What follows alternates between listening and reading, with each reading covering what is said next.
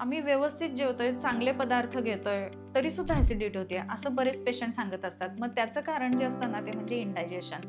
बऱ्याच वेळेला आपल्याला वाटतं की आपण आहार चुकीचे घेतलाय म्हणून ॲसिडिटी होते, ही तर गोष्ट आहेच आहे, नाही असं नाहीये. परंतु बरोबर घेऊन सुद्धा जर का होत असेल ना, तर त्याचं कारण हे तुमच्या पचनामध्ये विकृती आहे, हे लक्षात घ्यायला पाहिजे. त्याच्यासाठी एक उदाहरण अगदी क्लासिकल दिलं जातं. दह्याचं भांडं आहे समजा आणि त्या दह्याच्या भांड्यामध्ये तुम्ही दूध टाकलं, तर प्रत्येक वेळेला ते दूध आंबट होऊन दहीच बनणार आहे त्या दुधापासून.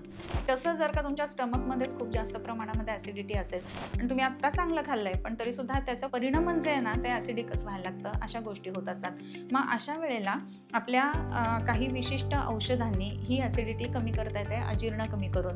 म्हणजे अपचन व्यवस्थित आपण जर का त्याला ट्रीटमेंट दिली, तर ते आपल्याला योग्य पद्धतीनं कमी करता येतं. आणि मग त्याच्यासाठी पाचन करणारी बरीच औषधं आहेत, की जी तुम्ही तुमच्या जवळच्या आयुर्वेदिक डॉक्टरांकडून घेऊ शकता. आणि हे ज्या वेळेला तुम्ही करणार आहे ना, औषधं घेताय, तर त्याच्याच बरोबरीनं मग पचन व्यवस्थित व्हावं, ह्याच्यासाठी एक उत्तम श्लोक आयुर्वेदामध्ये सांगितला आहे. भोजनाग्रे सदा पथ्यम गुडार्द्रक भक्षणम.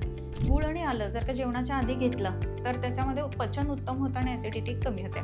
आलं जे आहे ना, तर आर्द्र म्हणजे ज्याला आपण आलं किसून घेतो, तर हे जे आलं आहे ना, तर ते आपलं पित्त शमन उत्तम करत असतं, कारण त्याचा मधुर विपाक असतो.